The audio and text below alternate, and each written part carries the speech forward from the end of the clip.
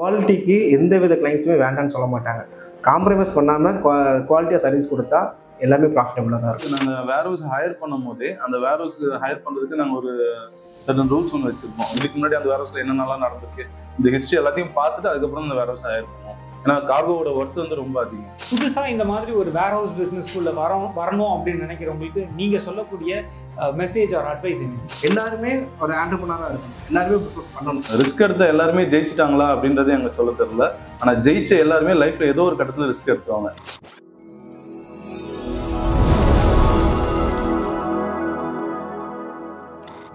வணக்கம். நம்ம சேனலோட முக்கியமான நோக்கம் அப்படின்றது பிஸ்னஸில் இருக்கக்கூடிய தொழில் முனைவோர்கள் அத்தனை பேரும் எந்த விதமான சிக்கல்களும் இல்லாமல் தன்னுடைய பிஸ்னஸை சக்ஸஸ்ஃபுல்லாக பண்ணணும் அப்படின்றது தான் நம்ம சேனலுடைய எண்ணம். இந்த எண்ணம் ஈடேறும் வகையில் நம்ம நிறைய தொழில் முனைவர்களை சந்திச்சுட்டு இருக்கோம். அதன் மூலிமா அவங்களோட எக்ஸ்பீரியன்ஸை ஷேர் பண்ணும்போது அந்த எக்ஸ்பீரியன்ஸ் உங்களுக்கு ரொம்பவே உபயோகரமாக இருக்கும். அந்த வகையில் இன்றைக்கி நம்ம பார்க்க போகிறது வேர் ஹவுசிங் இண்டஸ்ட்ரியில் மிகப்பெரிய ஜாம்பவான்களாக இருக்கக்கூடிய Conquer Agro warehousing India private limited கம்பெனியோடைய நிறுவனர்கள் திரு சத்யமூர்த்தி அண்ட் திரு பெரியசாமி அவர்கள். வணக்கம் சார். வணக்கம். இவங்க பார்த்தீங்கன்னா கிட்டத்தட்ட ஒரு 13 வருஷமாக இந்த இண்டஸ்ட்ரியில் இருக்காங்க. இவங்களுக்கு வந்து சென்னையில் மட்டுமே கிட்டத்தட்ட 14 வேர் ஹவுசஸ் இருக்குது. தமிழ்நாடு மொத்தம் பார்த்தீங்கன்னா கிட்டத்தட்ட 20 வேர் ஹவுசஸ் இருக்குங்க. ஸோ இந்த அளவுக்கு மிகப்பெரிய ஒரு வேர் ஹவுசிங் செயின் வச்சுட்டு இருக்கக்கூடிய கான்குயர் ஆக்ரோடைய நிறுவனர்கள் இவங்களை நம்ம இன்னைக்கு பேட்டி காண போகிறோம்.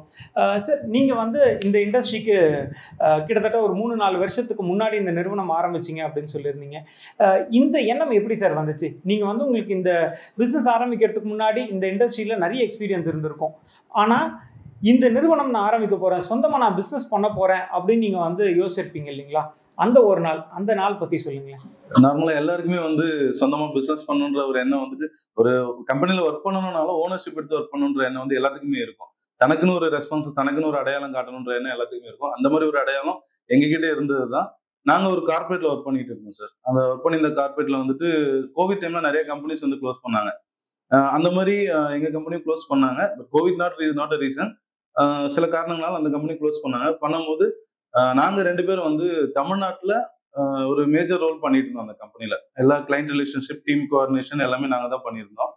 அப்படி பண்ணும்போது ஏன் இந்த பிஸ்னஸை நம்மளே பண்ணக்கூடாது அப்படின்னு சொல்லி யோசிச்சு ஜஸ்ட் ஒரு ட்ரை பண்ணோம். விளையாட்ட பேச ஆரம்பிச்சது தான்.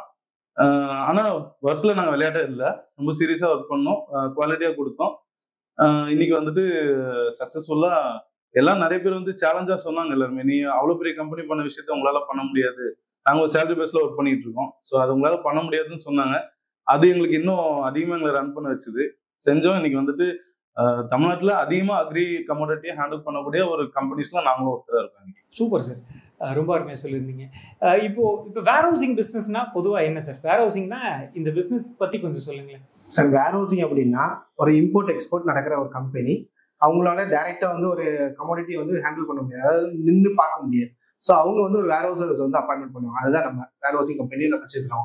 நாங்கள் என்ன பண்ணுவோம்னா அந்த கமோடிட்டியை வந்து சேஃப் அண்ட் செக்யூரா, அந்த ஒரு அக்ரி கமோடிட்டி தான் நம்மளோட மெயின் பிஸ்னஸ். அந்த அக்ரி கமோடிட்டியை அன்லோட் பண்ணுற லேபர்ல இருந்து அந்த டிரான்ஸ்போர்டேஷன் பண்ணி அதை ஃபைனலாக அவங்க எந்த இடத்துக்கு சொல்கிறாங்களோ அது வரைக்கும் மூவ் பண்ணுற வரைக்கும் குவாலிட்டியாக கொடுக்கணும். எந்தவித லேகிங்கும் இல்லாமல் நம்ம பிஸ்னஸ் பண்ணும்போது அவங்களுக்கு ஒரு சாட்டிஸ்ஃபைடு. அதில் அவங்களுடைய ப்ராடக்ட் வந்து எல்லாமே க்ளோஸ்ல இருக்கும். அந்த க்ளோஸ்ல இருக்கிற ப்ராடக்ட்ஸை எந்தவித வேஸ்டேஜ் இல்லாமல் எந்தவித டேமேஜ் இல்லாமல் செக்யூரா கொடுக்க வேண்டியது நம்மளுடைய பொறுப்பு. Super sir. சார், இப்போ இந்த சப்ளை செயின் அப்படின்னு சொல்றாங்க இல்லைங்களா? இப்போ இந்த சப்ளை செயின்ல வேர் ஹவுசிங் அப்படின்றது எந்த அளவுக்கு ரொம்ப முக்கியமான ஒரு பங்கு வகிக்குதுங்க சார்? சப்ளை செயின் அப்படிங்கிறது வந்து நம்ம இப்போ வந்து உங்களுக்கு வந்து ஒரு ப்ராடக்ட் வந்து இம்போர்ட் பண்ண வேண்டியது வரும். நம்ம வந்து ஒரு வேர் ஹவுசிங் கம்பெனி, நம்ம வந்து மேஜரா நிறைய ஒரு கிளைண்ட்ஸ் வந்து டீல் பண்ணிட்டு இருக்கோம். ஒரு எக்ஸாம்பிளுக்கு வந்து காட்டன் வந்து உங்களுக்கு தேவைப்படுது. என்கிட்ட வந்து காட்டனோட கிளைண்ட்ஸ் இருப்பாங்க. நான் வந்து உங்களை லிங்க் பண்ணி விட்டுருவேன். நீங்க அவங்க மூலயமா பர்ச்சேஸ் பண்ணி நீங்க பண்ணிக்கலாம். ஸோ ஒரு இன்டர்லிங்க் தான் இது எல்லாமே. இந்த இன்டர்லிங்க் மூலயமா பண்ணும்போது உங்களுக்கு ஒரு ப்ராஃபிட், அவங்களுக்கு ஒரு பிசினஸ், 2 பேருக்கும் பண்ணும்போது நாங்க வந்து warehousing just warehousing keepers மட்டும் தான். நாங்க உங்களுடைய கமாடிட்டி எங்ககிட்ட வச்சு போறீங்க. உங்களுக்கு தேவையான finance service, customs clearance work எல்லாமே வந்து எங்க மூலயமா வந்து எல்லாமே உங்களுக்கு கிடைச்சிடும் சார். உங்களுக்கு பிசினஸ் மட்டும் பண்ண முடியும்னா நாங்க எல்லாமே உங்களுக்கு அந்த கார்கோ இம்போர்ட் பண்ணி அதுக்கு ஃபினான்ஸ் ஃபெசிலிட்டி வேணாலும் பேங்கோட எங்கிட்ட பேங்க் டைப்ஸ் இருக்கு, கொலட்ரல் மேனேஜ்மெண்ட் கம்பெனிஸ் எங்களோட டைப்ல இருக்கு. அவங்களுக்கு மூலயமா நான் உங்களுக்கு ஃபினான்ஸ் ரெடி பண்ணி கொடுப்போம். அதை சேல் பண்ணி கொடுக்குற வரைக்கும் எல்லாமே டாப் டு பாட்டம் நாங்கள் எல்லாமே முடிச்சோம். எங்க மூலமா நீங்க அதை பண்ணிக்கலாம். ஓகே, அப்போ வேர் ஹவுசிங்கையும் தாண்டி சோர்சிங் பிசினஸ் பண்றதுக்கு நிறைய சப்போர்ட் பண்ணிட்டு இருக்கு. கண்டிப்பா சார். எங்க கிளைண்ட் வந்து நிறைய பேர் வந்து இன்ன வரைக்கும் எங்களை பார்க்கல, வேர் ஹவுசிங் பார்த்தது இல்லை. இந்தியா ஃபுல்லா இருக்கிறாங்க. எங்களை அவங்க மீட் பண்ணதும் கிடையாது. எங்க வேற அவங்க கார்கோ அவங்க பார்த்தது கிடையாது. அந்த கார்கோ இம்போர்ட் பண்ணி சேல் பண்ணி லாபம் பார்க்குற நிறைய பேர் இருக்காங்க. மேக்ஸிமம் 80% ஆஃப் கிளைண்ட்ஸ் வந்து அவங்க கார்கோ அவங்க கூட பார்த்துருக்க மாட்டாங்க.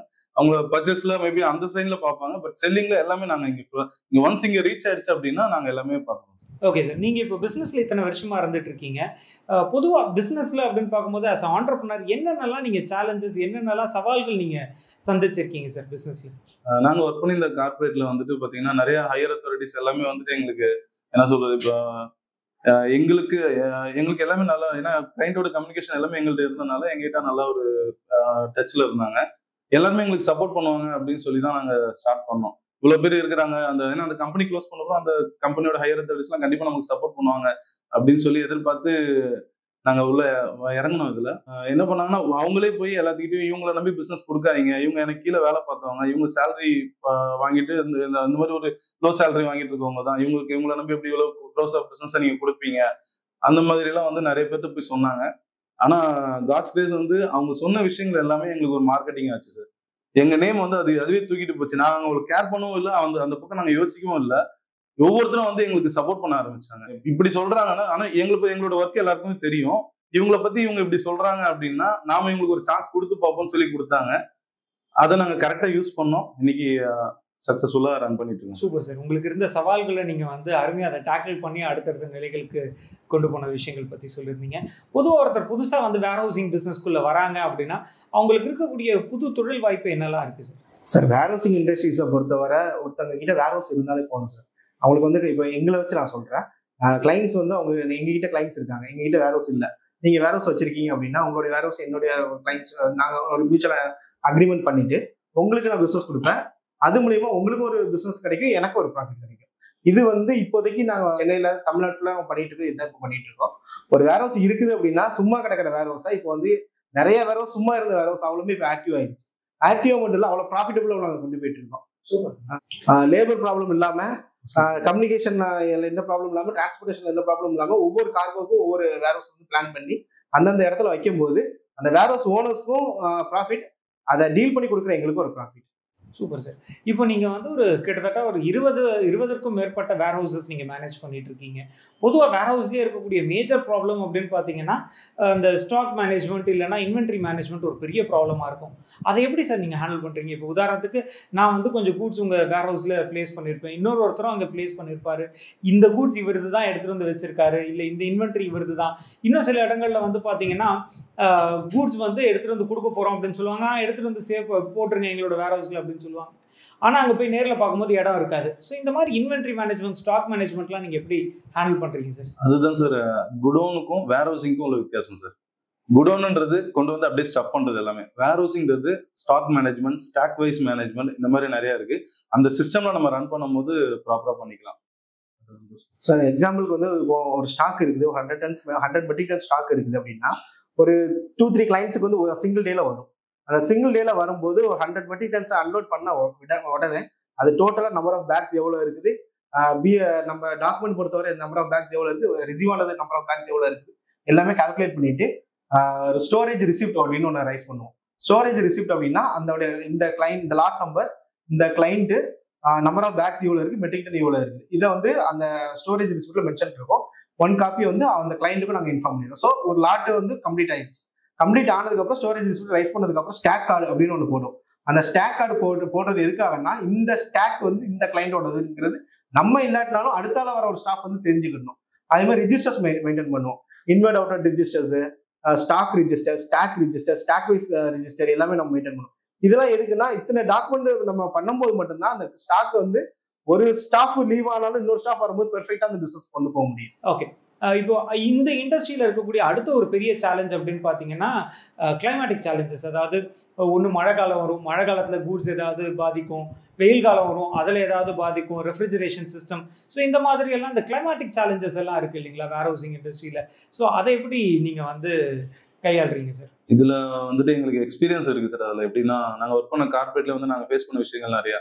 2015 வந்த ஃப்ளட்டு, 2017 வந்த சைக்ளோன் வர்தா புயல், இது எல்லாத்துலயுமே நான் ஏன்னா அக்ரி சர்வீஸ் பண்ணிட்டு இருக்கும் போது மழையில புயல்ல வந்து மேல ஷீட் ஓப்பன் ஆகி தண்ணி உள்ள வந்திருக்கு. இந்த மாதிரிலாம் நிறைய ஹேண்டில் பண்ணியிருக்கோம். எப்படி ஹேண்டில் பண்ணுவோம்னா, அது அதாவது முன்னாடி இப்ப மழை வருது, மழை காலம் வருது அப்படின்னா முன்னாடியே சாண்ட் பேக்ஸ் எல்லாம் ரெடி பண்ணிடுவோம் சார். அந்த தண்ணி வாசல்ல எங்க உள்ள வராம இருக்கு இந்த மாதிரி விஷயங்கள் எல்லாமே நாங்க ரெடி பண்ணிடுவோம். பண்ணிட்டு இந்த போர்க்கால நடவடிக்கை என்னென்ன செய்யணுமோ எல்லாமே அந்த எக்ஸ்பீரியன்ஸ் வச்சு நாங்க ஹேண்டில் பண்ணிடுவோம் சார். மான்சூன் ப்ரிப்பரேஷன் சொல்லிட்டு நாங்கள் எங்களுக்குன்னு ஒரு எஸ்ஓபி நாங்கள் பண்ணியிருக்கோம் சார். அது எப்படின்னா ஒரு குடோன் அந்த ஒரு வேர் ஹவுஸ் இருக்குதுன்னா அந்த வேர் ஹவுஸோட ஸ்ட்ரக்சர், அந்த வேர் ஹவுஸ் ஸ்ட்ரக்சர்ல இருக்கிற லாட் எத்தனை லாட் இருக்கு, அந்த லாட்டுக்கு வந்து ஒரு தண்ணி உள்ள வருது, ஒரு மழை அதிகமாகி தண்ணி உள்ள வருதுன்னா தண்ணி வராம இருக்கிறதுக்கு என்ன பண்ணணும், அதுக்கு சாண்ட் பேக்ஸ் அப்புறம் தார்பாலின் இது எல்லாமே ஃபர்ஸ்டே நம்ம வந்து வாங்கி வச்சுக்கிடுவாங்க. நம்ம மழை பெஞ்சு அந்த தண்ணி உள்ள வராத வரைக்கும் பிரச்சனை இல்லை, உள்ள வந்ததுன்னா அது வர்றதுக்கு முன்னாடி அதை தடுக்கிறதுக்கு என்னென்ன தேவையோ அது எல்லாமே பிரிகாஷன்ஸ் ஃபர்ஸ்டே இருக்கும்.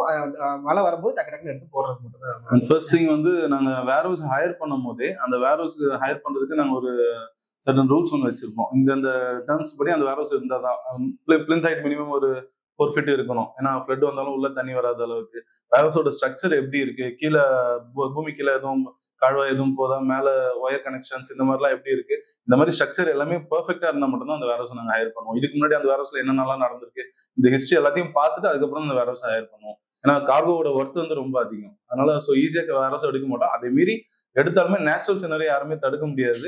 அதுக்கு என்ன பண்ணணுமோ இன்சூரன்ஸ் எல்லாமே பண்ணி வச்சிருக்கோம். பிளஸ் அதை தாண்டி இந்த மாதிரி விஷயங்கள் இந்த tarpaulin, sand bag, whatever it is என்ன வேணுமோ எல்லாமே 24/7 வந்து நாங்கள் செக்யூரிட்டி ப்ளஸ் ஸ்டாஃப் எல்லாமே அலர்ட் ஆயிடுவாங்க. அந்த ஒரு 2-3 months மட்டும் எல்லாமே, எஸ்பெஷலி டிசம்பர் நம்ம சொல்ல போனோம்னா ரொம்ப அலர்ட்டா இருப்போம் நாங்கள் அந்த டைம். இது வரைக்கும் எல்லாமே நல்லா போயிட்டு இருக்கு, பிரச்சனை இல்லை. சார், இப்போ பொதுவாக நம்ம எந்த ஒரு பிஸ்னஸ் அப்படின்னு எடுத்தாலும் ஃபினான்ஸ் வந்து ஒரு பெரிய மேஜர் பேரியராக இருக்கும். ஃபினான்ஷியல் மேனேஜ்மெண்ட் அப்படின்றது பெரும்பாலான நிறுவனங்கள் வந்து மூடு விழா காண்றதுக்கே முக்கியமான காரணம் அப்படின்றது இந்த ஃபினான்ஷியல் மிஸ்மேனேஜ்மெண்ட் தான். ஃபினான்ஸ் எப்படி மேனேஜ் பண்ணுறீங்க சார்? இது உங்களோட நிறுவனம் அப்படின்றது ஒரு பூட் ஸ்டாப்பிங்காக, சொந்தமாக கை காசை போட்டு ஆரம்பித்த நிறுவனமா, இல்லை நீங்கள் ஃபினான்ஸ் எங்கே இருந்தாவது கொண்டு வந்துருந்தீங்களா? எப்படி நீங்கள் ஃபினான்ஸை ஹேண்டில் பண்ணுறீங்க சார்? சார், நாங்கள் அந்த பிஸ்னஸ் ஸ்டார்ட் பண்ணும்போது எங்ககிட்ட நாங்கள் அதுக்கு முன்னாடி வந்து சேலரியில் நாங்கள் சேர்த்து வச்ச காசு வந்து ஜஸ்ட் ஒரு அட்வான்ஸ் கொடுக்கறது மட்டும் தான் கிட்ட இருந்தது. மற்றபடி எங்கிட்ட அமௌண்ட் எதுவுமே கிடையாது. நாங்கள் வெளியே வந்து நிறைய இப்போ வேர் ஹவுஸ் வந்து ஒரு வேர் ஹவுஸ் நம்ம லீஸ்க்கு எடுக்கிறதா இருந்தாலுமே குறைஞ்சது ஒரு 1 lakh நமக்கு தேவைப்படும். மினிமம் சொல்கிறேன், மினிமம் 1 lakh. அப்போ சென்னையெல்லாம் பொறுத்தவரை எனக்கு வந்து 8 lakhs 9 lakhs தேவைப்பட்டது. ஸோ எங்ககிட்ட சோர்ஸ் கிடையாது. அப்போ சோர்ஸ் இல்லாமல் இருக்கும்போது ஒவ்வொரு வேர் ஹவுஸ் வச்சிருக்கவங்களை போய் பார்த்தோம். அப்போ எங்களுக்கு வந்து ஒருத்தவங்க ஹெல்ப் பண்ணாங்க. ஸ்டார்ட் பண்ண வந்து 0ல தான் ஸ்டார்ட் பண்ணும் சார். அவர் சொன்ன மாதிரி அந்த மாதிரி தான் ஸ்டார்ட் பண்ணது. ஒரு வேர் ஹவுஸ் எடுக்கணும்னா அரௌண்ட் எப்படி பார்த்தாலும் ஒரு 20 to 30 lakhs இருக்கணும். நாங்கள் எடுத்த வேர் ஹவுஸ் மினிமம் ஒரு 10 lakhs இருந்தால் தான் ஒரு வேர் ஹவுஸ் வந்து ஹையர் பண்ண முடியும். அந்த டைம் எங்ககிட்ட கேஷ் இல்லை, ஆனால் எங்ககிட்ட எங்களால் பிஸ்னஸ் பண்ண முடியும். அப்போ எங்களுக்கு சப்போர்ட் பண்ணவர் வந்து மிஸ்டர் வடிவேல்னு சொல்லி ஒருத்தர், அவர் நேம் அவரோட நாலேஜ் இல்லாமல் அவர் நேம் சொல்கிறேன், அவர் தப்பா எடுத்துக்கூடாது. அவர் வந்து எங்களுக்கு சப்போர்ட் பண்ணாரு. இன்னைக்கு நாங்கள் இந்த இடத்துல இருக்கிறோம்னா அன்னைக்கு அவர் சப்போர்ட் பண்ணது. 2 பேரும் எங்களுக்கு சப்போர்ட் பண்ணாங்க. ஆக்சுவலாக வடிவேல்ன்றவர் எனக்கு வேர் ஹவுஸ் கொடுத்தாரு. இன்னொருத்தர் வந்து சிஹெச்ஐயோட ஓனர் மிஸ்டர் வெற்றிவேல்னு சொல்லி, அவங்க வந்து எங்களுக்கு பிசினஸ்க்கு எல்லா சப்போர்ட்டும் பண்ணாங்க. ஸோ இவங்க 2 பேருடைய சப்போர்ட் இல்லைன்னா இன்னைக்கு நாங்கள் இந்த இடத்துல கான்கர் இருக்கிறோன்றது கிடையாது. அது இல்லாமல் நிறைய உள்ளவங்க நமக்கு சப்போர்ட் பண்ணியிருக்கு. அதான் நாங்கள் சொன்னதுதான், யாரெல்லாம் சப்போர்ட் பண்ணுவாங்கன்னு நினைச்சோமோ அவங்க யாரும் பண்ணல, எதிர்பாராம நிறைய பேர் சப்போர்ட் பண்ணாங்க. அது மூலயமா நாங்கள் ஸ்டார்ட் பண்ணோம். அந்த வேர் ஹவுஸ் கிட்டத்தட்ட ஒரு 50,000 square feet அந்த வேர் ஹவுஸ். அவ்வளோ பெரிய வேர் ஹவுஸ் வந்து சென்னையில் யாருக்குமே இப்போ அக்ரி சர்வீஸ்ல இப்போ வரைக்கும் எனக்கு தெரிஞ்சு அது பெரிய வேர் ஹவுஸ் தான் சென்னையில். வேற யார்ட்டையுமே அவ்வளோ பெரிய வேர் ஹவுஸ் ஒரே சாம்பரா கிடையாது. நான் உடனே பிசினஸும் எனக்கு வந்து அதுக்கேற்ற மாதிரி வெற்றி சாரோட சப்போர்ட்டோட எல்லா பிசினஸும் எனக்கு நிறைய வந்துச்சு. நல்ல சர்வீஸும் வந்துட்டு இப்போ எந்த அளவுக்கு பெஸ்ட்டாக கொடுக்கணுமோ அந்த அளவுக்கு கொடுத்தோம் நாங்கள். இன்னைக்கு வந்துட்டு அதிகமாக மேஜரான குவான்டிட்டியை ஹேண்டில் பண்ணக்கூடிய ஒரு கம்பெனியாக நாங்கள் இருக்கிறோம். ஸோ ஃபினான்ஷியலாக பார்க்கும்போது சார், அந்த வடிவேல் சார் வந்து எங்களுக்கு ஹெல்ப் பண்ணது. அவங்களுடைய வேர் ஹவுஸ் வந்து 50,000 square feet வேர் ஹவுஸ். நாங்கள் எங்ககிட்ட சோர்ஸ் கிடையாது. நாங்கள் வந்து பிஸ்னஸ் கொண்டு வரோம். வர்ற ப்ராஃபிட், அதாவது நாங்கள் என்ன இன்வாய்ஸ் ரைஸ் பண்ணுறோமோ அதில் 70-30%. வேர் ஹவுஸ் ஓனருக்கு 70%, எங்களுக்கு 30%. எங்களுடைய ஒர்க்குக்கு 30% போகும். வேர் ஹவுஸ் மெயின்டைன் பண்ணுறதுக்கு 70% கன்ஃபார்மாக தேவைப்படும். ஸோ இந்த இதில் வந்து அவங்க அக்செப்ட் பண்ணாங்க. அவங்க எங்களுக்கு ஒரு வாய்ப்பு கொடுத்தாங்க. ஸோ அவங்களுக்கு ஒரு ப்ராஃபிட், எங்களுக்கு ஒரு ப்ராஃபிட். எங்களுடைய பிஸ்னஸ் வந்து எல்லாமே அப்படிதான் சார் இருக்கும். எங்களால் இன்னொருத்தவங்களுக்கு ப்ராஃபிட் ஆகணும், எங்களுக்கும் ப்ராஃபிட் ஆகணும். எல்லாருமே ஒரு ஆண்டர்பிரனராக இருக்கணும். எல்லாருமே பிஸ்னஸ் பண்ணணும். எல்லாருமே பிஸ்னஸ் பண்ணவா அப்படின்னு யோசிச்சுட்டு இருக்கக்கூடாது. பிஸ்னஸ் பண்ணணும்னு முடிவு எடுத்துட்டா இறங்கிடணும். இறங்கும் போது அதோடைய லேக்ஸ் வந்து நிறைய லேக் ஆகும், ஃபினான்ஷியலாக நிறைய ப்ராப்ளம் வரும். பட் அதை தாண்டி நம்ம போனால் ஒரு சக்ஸஸ்ஃபுல்லாக கொண்டு வர முடியும். Super sir. உங்க விஷன் அண்ட் கோல் ரொம்ப ஸ்ட்ராங்கா இருக்கும்போது அத்தனை பேரும் வந்து சப்போர்ட் பண்ணி உங்களுடைய பிசினஸ் அடுத்தடுத்த நிலைகளுக்கு போயிருக்கு. ஸோ அந்த ஸ்ட்ராங்கான விஷன் இருக்கு இல்லைங்களா? என்ன உங்களோட விஷன் என்ன சார்? அடுத்த ஒரு 5 வருஷம் இல்லை ஒரு 10 வருஷத்துக்கு உங்களோட விஷன் என்ன, இந்த பிசினஸ் எப்படி எடுத்துட்டு போகணும் அப்படின்ற மாதிரி உங்களோட திட்டங்கள் என்ன சார்? சார், வேர் ஹவுசிங் கம்பெனி அப்படிங்கிறது, வேர் ஹவுசிங் அப்படின்னா ஒரு சர்டன் பேராமீட்டர்ஸ் இருக்கு. இந்த பேராமீட்டர்ஸ் வந்து எல்லாருக்கும் அதை தெரியப்படுத்தணும்.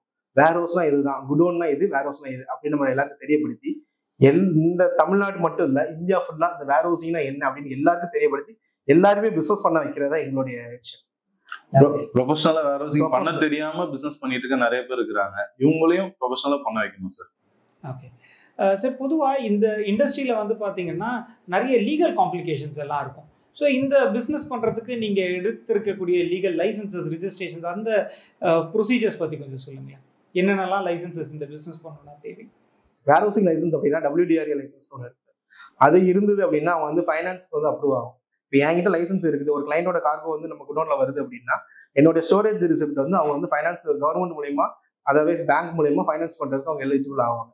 ஆனால் இதை வந்து இப்போ எங்களால் பண்ண முடியல. எங்களுக்கு வந்து மினிமம் 5 இயர்ஸ் தான் நாங்கள் பிஸ்னஸ் பண்ணி அதை எங்களுடைய டர்ன் ஓவர்ஸ் வந்து நாங்கள் கவர்மெண்ட்டை காமிச்சிட்டு அதுக்கப்புறம் தான் அந்த லைசன்ஸ் நான் வந்து வாங்க முடியும். நெக்ஸ்ட் வந்து வேர் ஹவுஸ் ஓனர்ஸ் வாங்கலாம். ஆனால் அது நிறைய பேராமீட்டர்ஸ், இப்போ ஒன் பை ஒன்னாக தான் நாங்கள் வந்து வேர் ஹவுசிங்னா என்ன அப்படின்னு நிறைய பேர் தெரியப்படுத்திட்டு இருக்கோம். ஸோ தெரியப்படுத்திட்டு இருக்க இதே டைம்ல எல்லாருக்கும் தெரியப்படுத்திட்டு கடைசியா அவங்க லைசன்ஸ் வாங்க வச்சு அந்த பிசினஸ் வந்து அவங்களை கொண்டு போக வைக்கிறது எங்களுடைய பிளான். பட் இப்போதைக்கு எங்ககிட்ட அந்த WDRA லைசன்ஸ் இல்லை. ஆனால் ஃபியூச்சர்ல வந்து கண்டிப்பாக நாங்கள் பண்ணுவோம். இந்த புதுசாக இந்த மாதிரி ஒரு வேர் ஹவுஸ் பிஸ்னஸ்க்குள்ள வரணும் அப்படின்னு நினைக்கிறவங்களுக்கு நீங்கள் சொல்லக்கூடிய மெசேஜ் ஆர் அட்வைஸ் என்ன? குவாலிட்டியாக பிஸ்னஸ் கொடுக்கணும் சார். அந்த வேர் ஹவுசிங் என்னன்னு தெரிஞ்சுக்கணும். ஃபஸ்ட்டு குவாலிட்டியான சர்வீஸ் கொடுக்கணும். ஒரு குவாலிட்டிக்கு எந்த வித கிளைண்ட்ஸுமே வேண்டாம்னு சொல்ல மாட்டாங்க. காம்ப்ரமைஸ் பண்ணாமல் குவாலிட்டியாக சர்வீஸ் கொடுத்தா எல்லாமே ப்ராஃபிட்டபுளாக தான் இருக்கும். செகண்ட் திங் வந்து நாங்கள் ஃபேஸ் பண்ணி எங்களோட சேலஞ்சு வேர் ஹவுசிங் பிஸ்னஸ் இல்லை, எந்த பிஸ்னஸ்னாலுமே சரி, ரிஸ்க் எடுத்த எல்லாருமே ஜெயிச்சிட்டாங்களா அப்படின்றதே எங்களுக்கு சொல்ல தெரியல. ஆனால் ஜெயிச்ச எல்லாருமே லைஃப்ல ஏதோ ஒரு கட்டத்தில் ரிஸ்க் எடுத்துவாங்க. ஸோ ரிஸ்க் எடுக்கிறதுக்கு யாரும் பயப்படக்கூடாது. இதுதான் எங்களோட. நான் ரிஸ்க் எடுத்தது வந்துட்டு கோவிட் டைம்ல எனக்கு வந்துட்டு நாங்கள் ஸ்டார்ட் பண்ணது கோவிட்ல தான். அந்த டைம்ல எனக்கு சேலரியும் வந்து ஆஃப் சேலரி ஆக்கிட்டாங்க. அந்த சேலரி வச்சு ஃபேமிலி ரன் பண்ணவே எனக்கு ரொம்ப கஷ்டமா இருந்தது. பட் வந்து அந்த டைம்ல எனக்கு வந்து ஆப்பர்ச்சுனிட்டியா நான் ஜாபா இல்லை வந்துட்டு பிசினஸான்னு சொல்லி நான் முடிவு பண்ண வேண்டிய கட்டாயத்தில் இருந்தேன். இந்த பிசினஸ் எனக்கு கை கொடுக்குமான்னு எனக்கு தெரியாது. ஆனா ஒன்ஸ் நான் போயிட்டேன் அப்படின்னா வேலையை விட்டு போகணும். ஸோ எனக்கு அந்த மந்த்லி சேலரியும் ஆஃப் சேலரி தான் வருது, அதுவும் எனக்கு கட் ஆயிரும். ஸோ ஜாபா பிசினஸ் சர்ச் பண்ணும்போது அன்னைக்கு நான் எடுத்த ரிஸ்க் இன்னைக்கு நான் ஒரு ஓனரா நாங்கள் இன்னைக்கு ரன் பண்ணிட்டு இருக்கோம். திரும்ப உங்கள் விஷன் ரொம்பவே ஸ்ட்ராங்காக இருந்ததுனால நீங்கள் அத்தனை தடைகளையும் உடைச்சு இன்னைக்கு மிகப்பெரிய ஒரு நிறுவனங்களை உருவாக்கிட்டு இருக்கிறீங்க. ரொம்ப நன்றி சார். உங்களுடைய எக்ஸ்பீரியன்ஸை எங்களோட நேயர்களுக்கு இன்னைக்கு பகிர்ந்துருக்கீங்க. உங்களுக்கும் அவங்களோட எக்ஸ்பீரியன்ஸ் அப்படின்றது மிகப்பெரிய ஒரு ஊன்றுகோலாக இருக்கும், உந்து சக்தியாக இருக்கும். நன்றிங்க. தேங்க்யூ.